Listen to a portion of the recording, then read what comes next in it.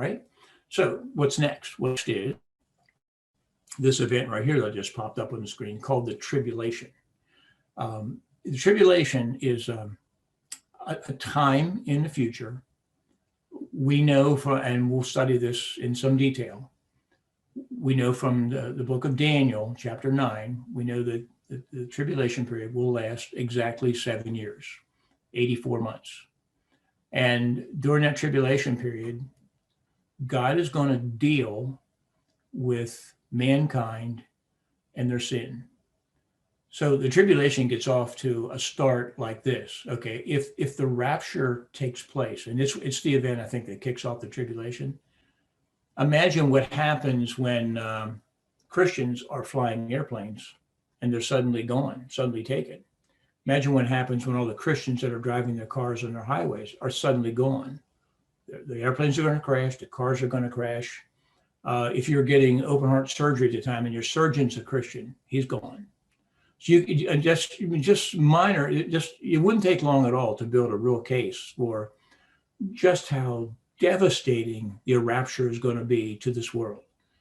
It'll be severe disruption, and it's going to be, the disruption is going to be so severe that all human governments are going to be rendered ineffective, and the world's going to be crying for a new leader. They need somebody to make sense of this mess, somebody to clean it up. So, not surprisingly, the enemy, Satan, will have a man prepared, and this man will rise to power, and everybody will be for him because they'll think he's the greatest thing since sliced bread, because he'll help bring order to the chaos, he'll help clean up some of the mess in the world, and he'll be well on his way to seizing complete control of the world. And that ultimately, that is his goal. And we'll talk about this in depth. This goes on for 11 chapters. So we will talk about all that goes on there. During this period of time, God sends a series of judgments on the world, starting with the seals, then the trumpets and the bowls. And as these judgments go on, they come faster, with greater intensity, and in a more compressed time period.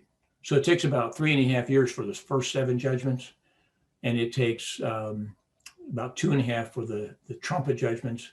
The bowls could literally come in a week, all 7 of them. And we'll see how that impacts the world. So that's the tribulation period. Then as you have the end of the tribulation period, we have another resurrection here, because at the end of the tribulation period, there needs to be another resurrection, because in the tribulation period, there are going to be people who were not Christians back here at the rapture. So back here at the rapture, I have a star there for resurrection. That was the dead in Christ, Old Testament believers, New Testament believers that are already died, they're resurrected. Then the living believers are also caught up from the earth. Then we have the tribulation period, where it could easily cost you your life to be a Christian. And there'll be people, well, I should back up and say this. During the tribulation period, it starts out with no Christians, because they all went at the rapture. But Bibles will be here, the internet will be here. People can get preaching on the internet, they can read on the internet. They will remember perhaps what you told them about Jesus, and they'll think, oh my goodness, they were right. I better do something about my soul. So there may well be more people saved in the tribulation period than were saved at any time before in history.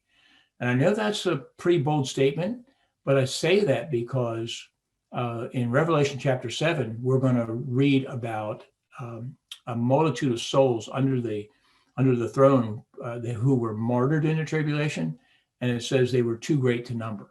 Now, it's not that God couldn't count them, but it just tells us it's a very big number. So that's the tribulation period, and that's this resurrection at the end of the tribulation are the Christians who were martyred in the tribulation period. Next, we have the millennial kingdom. Okay, so we'll go back here to this second resurrection here. There will be Christians resurrected there that will be in the state that we are. At that point, they'll get their new body like Christ. But there will be a company of Christians who survive the tribulation period, all 7 years of it. And they will now move into the millennial kingdom. Millennium simply means 1,000 years. They'll move into this period of time right here. and where they will populate the earth, and the earth will be refurbished. In the last bowl judgment is so severe that it actually reconfigures the earth back to where it was when Adam and Eve were created, where we have just one large landmass for the whole world.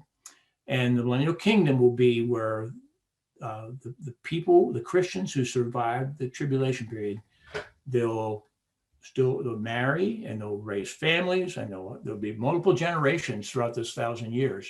And people in this millennial kingdom here, they'll live for hundreds of years, probably back to like the pre-flood ages. So that's the millennial kingdom.